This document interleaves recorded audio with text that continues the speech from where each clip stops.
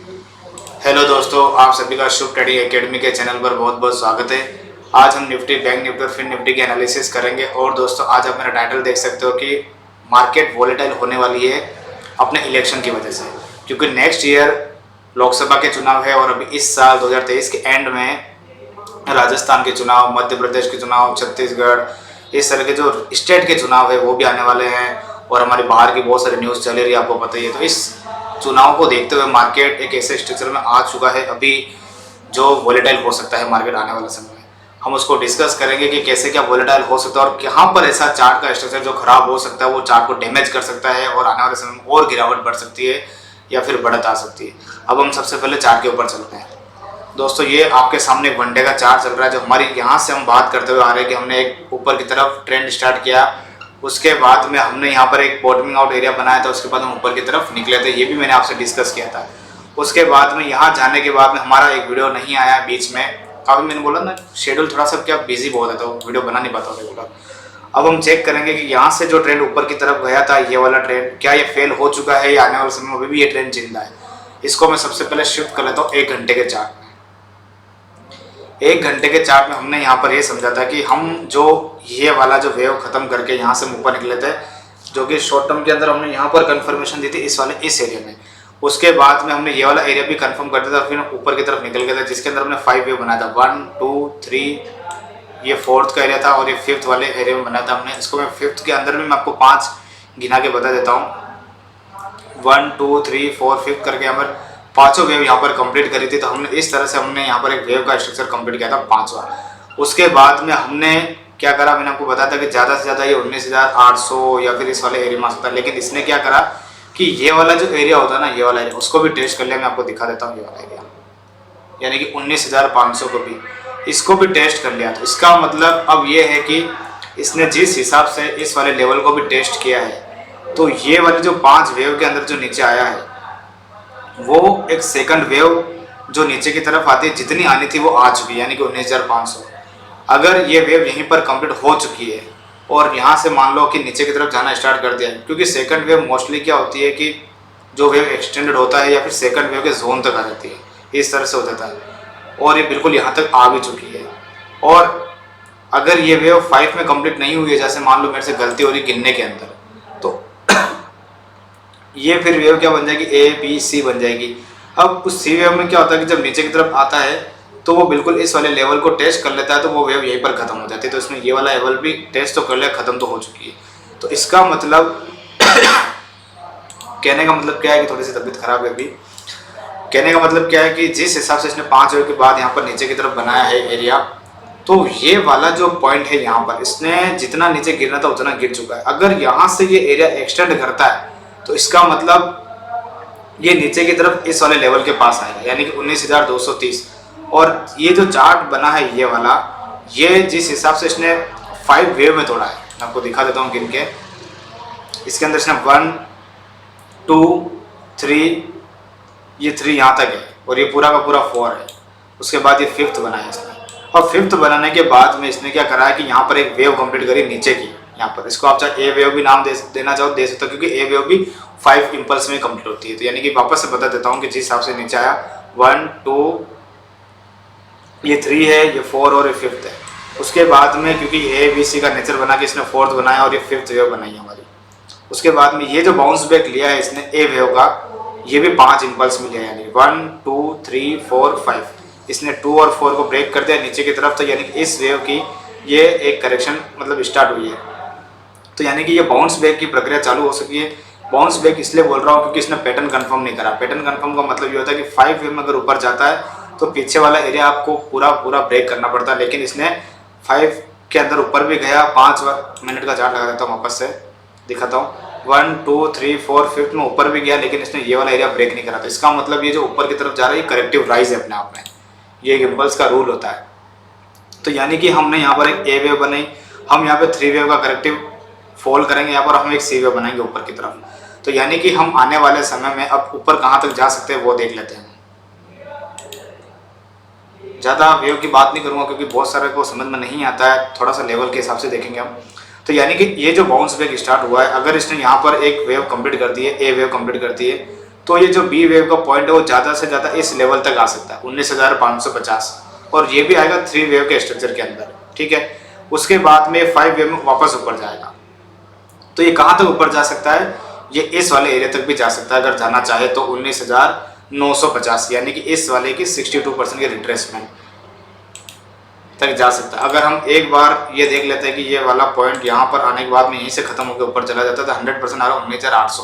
तो यानी कि एक बार ये क्या कर सकता है कि 19,800, 850 और 950 इसके बीच में बाउंस बैक कहीं पर भी ले सकता है। अभी 38% का रिट्रेसमेंट एरिया जो आ रहा है वो आ रहा है 19,700 से, यानी कि ये तो बहुत छोटा है, ये तो आराम से ब्रेक हो सकता है, कोई दिक्कत नहीं है।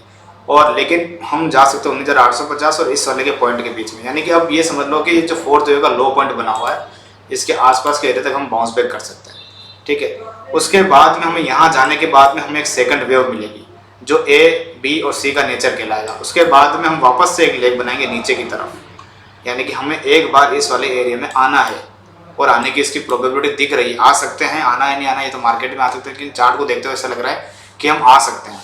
तो आपको क्या करना है कि 19,900 के आसपास अपने को अलर्ट रहना है। जब तक ये ऊपर की तरफ ब्रेक करके इसको सस्टेन करके ऊपर नहीं चला जाता, हम ये नहीं मानेंगे कि यहाँ से ट्रेंड रिवर्स ऊपर की तरफ हो रहा है, क्योंकि ये जिस हिसाब से उसने 5 वेव में तोड़ा है कभी भी ये टूटता नहीं है।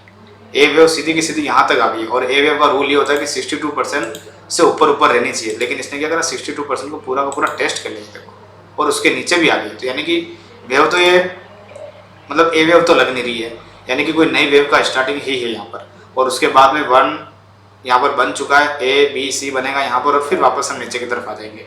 यानी कि आपको मैं दिखाऊँ तो इस तरह से ऊपर की तरफ बाउंस बैक आएगा, जो कि मैं आपको दिखा देता हूँ ये वाला, यानी कि ये ए वेव का बाउंस बैक बन जाएगा, ये बी वेव का बाउंस बन जाएगा और सी वेव का बाउंस यहाँ पे बन जाएगा। उसके बाद में हमारी एक इम्पल्स यहाँ पर कंप्लीट हो जाएगी, सेकंड इम्पल्स यहाँ पर कंप्लीट हो जाएगी, थर्ड वापस इम्पल्स। तो यानी कि अभी हमें एक गिरावट और देखने को मिल सकती है मार्केट के अंदर। अब मैं आपको एक ऐसा पॉइंट बता रहा हूँ दोस्तों कि यानी कि ये जो 5 वेव के अंदर स्ट्रक्चर बना है, अगर गलती से भी इसने इस वाले का लो पॉइंट पे टेस्ट कर लिया 19,225, तो इसका मतलब ये वेव पूरी की पूरी कैंसिल हो जाएगी और हम एक बार वापस से नीचे की तरफ जा सकते हैं। तो यानी कि एक बार हम वापस से नीचे की तरफ जा सकते हैं, कहने का मतलब अगर 230 का एरिया नीचे की तरफ ब्रेकडाउन हो जाता है तो यहीं पर टॉपिंग आउट एरिया बन जाएगा और हम यहाँ से ट्रेंड रिवर्स देखेंगे, जो कि हम शुरू से ये बात करें कि हमें एक सी वेव बनाने के बाद नीचे की तरफ आना है। यानी कि ये हमने ए वेव बनाई, ये हमारी बी वेव मार्क हो जाएगी बड़े टाइम फ्रेम की, उसके बाद हम सी वेव बनाएंगे, उसके बाद हम बाद में करेंगे, उसके बाद हम उस दिन करेंगे जिस दिन 19,000 ये वाला लो ब्रेक हो जाता है 240 का, उस दिन बात करेंगे कि हम किस पैटर्न में घुस रहे हैं। तो आज के लिए काफ़ी है। नेक्स्ट वीक आपको साइडवेज मूवमेंट दिख सकती है। साइडवेज मूवमेंट का मतलब ये कि नीचे जाए और ऊपर की तरफ रुझान हो सकता है इसका 850 और इस तरफ जा सकता है। लेकिन अगर आप ये देखते हो कि ये यहाँ से टूटने की कोशिश करे 19,500, तो फिर यहीं से नीचे जा सकता है। तो आपके लिए भी क्या ध्यान में रखना, 19,500 और ऊपर की तरफ 19,850 और 900 वाले ध्यान में रखना। बस इसके बीच में मेरे को ऐसा लगता है कि हम एक बार यहाँ पर जाएंगे, उसके बाद ही नीचे आ सकते हैं। तो ये पूरी की पूरी निफ्टी की एनालिसिस मैंने आपसे कर ली है। उसके बाद हमें जब भी सेकंड पॉइंट मिलेगा हम क्या करेंगे, ऐसे 0 to ट्रेंड लाइन खींचेंगे सेकंड वेव, तो फिर हम उसको आगे की तरफ बात करते रहेंगे। बैंक निफ्टी दोस्तों इसका स्ट्रक्चर पूरा का पूरा अलग है। एक बार ये मैंने आपको पहले भी कहा था कि ऊपर की तरफ जो जा रहा है ये करेक्टिव राइज में जा रहा है। उसके बाद हमने देखा इसने तो पूरा का पूरा नीचे स्पीड से गजब का थोड़ा। तो इसके अंदर भी मैं बात कर लेता हूँ कि यहाँ पर इसने फर्स्ट वेव कंप्लीट करी है और हम अभी ए बी ये ए बी सी फिर ए बी सी करके ऐसे बना रहे हैं, 3 वेव का स्ट्रक्चर बना रहे हैं। और हम एक बार इसके अंदर भी इस वाले पॉइंट के एरिया के आसपास तक बाउंस बैक ले सकते हैं, ज़्यादा से ज़्यादा 45,300 के आसपास। हमें इस एरिया में जाने के बाद में यानी कि ये जो पॉइंट दिख रहा है ना, पहला हो जाएगा 45,000 और दूसरा हो जाएगा 45,200-300। उसके बाद में हमें एक जैसा ये फॉल दिखा ना सीधा का सीधा, वैसा का वैसे हमें एक फॉल यहाँ से लेके यहाँ तक देखने को मिल सकता है। यानी कि यहाँ तक उस स्ट्रक्चर में बैंक निफ्टी तो आ चुकी है, 90% जिसकी प्रोबेबिलिटी है। तो हमें एक बार हम इस लेवल में लो टेस्ट मारने वाले हैं और मार सकते हैं। स्टॉप लॉस क्या हुआ इसके लिए 45,500 के एरिया के आसपास। जब तक ये इसके ऊपर नहीं टिक जाता हम ये नहीं मानेंगे कि ट्रेंड रिवर्स होगा। तो बैंक निफ्टी भी पूरे पूरे स्ट्रक्चर में आ चुकी है।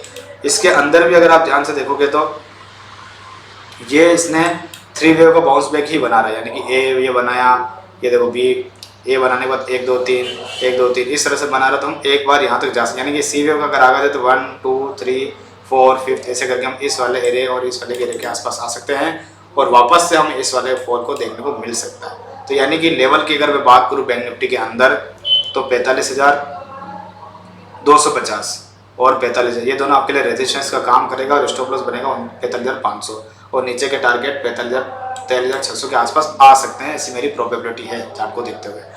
फिर निफ्टी भी सेम टू सेम ऐसा ही चार्ट है।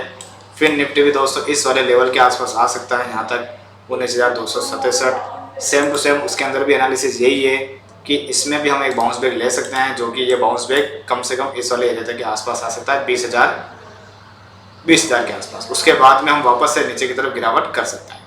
तो ये पूरे के पूरे चार्ट अभी ऐसे देखने को ऐसा लग रहा है कि चार्ट पूरे के पूरे नीचे जाने को रेडी हैं, ऐसा लग रहा है। तो आपको कोशिश होकर काम करना है। ये मेरा एक एनालिसिस है, आप एजुकेशन पर्पज से मैं बनाता हूँ वीडियो, इसमें मेरा कोई भी इंटेंशन नहीं है। अगर आप कोई भी एक्शन लेते हैं तो अपने सेबी रजिस्टर्ड या कोई फाइनेंशियल एडवाइजर उसको सलाह करके लें। मैं भी एक सेबी रजिस्टर्ड रिसर्च एनालिस्ट हूँ। मैं यहाँ पर सिर्फ एक व्यू शेयर करता हूँ, एनालिसिस शेयर करता हूँ एजुकेशन पर्पज से, रिकमेंडेशन के लिए नहीं बिल्कुल भी।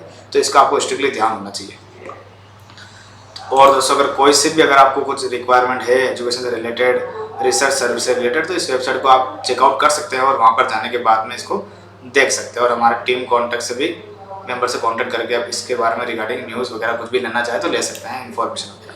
तो ये दोस्तों निफ्टी, बैंक निफ्टी, फिन निफ्टी तीनों के तीनों मैंने आपको एनालिसिस बता दी। एक बार और इस वीडियो को ध्यान से देख लेना। और आपके लिए कुछ एक ऐसे चीज़ लेकर आया हूँ मनी कंट्रोल और इकोनॉमिक टाइम्स, उसके बारे में हम बाद में बात करेंगे। तो आज के वीडियो को मैं यहीं पर वाइंड अप करूंगा। दोस्तों ध्यान से काम करना मार्केट के अंदर। मार्केट में उठापटक हो सकती है इलेक्शन की वजह से, तो आपको थोड़ा सा कोशिश होकर पोजीशन अपनी लाइट करके उस हिसाब से अपने काम करना चाहिए। ठीक है दोस्तों। और इस मैं जो इनलेट वेब की जानकारी वगैरह देता हूँ, कोई भी रिसर्च वगैरह, मतलब रिसर्च तो नहीं, एक इन्फॉर्मेशन और व्यू शेयर जो करता हूँ, इसके ऊपर आपको एक एजुकेशन पर्पज के हिसाब से ही लेना चाहिए। इसके ऊपर आपको एक्शन नहीं लेना है। ऐसा नहीं हो कि मैंने जो बोला वैसा वैसा, क्योंकि मैं एक व्यू शेयर कर रहा हूँ। मेरे यहाँ पर कोई भी ऐसी कोई रिकमेंडेशन नहीं है। आप डिस्क्लेमर मेरे का जाकर देख सकते हो। मैं अपना सिर्फ एक व्यू शेयर कर रहा हूँ, तो आपको उस व्यू के अकॉर्डिंग एक सीखने के पर्पज से लेना है। ठीक है दोस्तों, आज के वीडियो को यहीं पर वाइंड अप करूँगा। फिर मिलेंगे अपन नेक्स्ट वीडियो में। Thank you so much.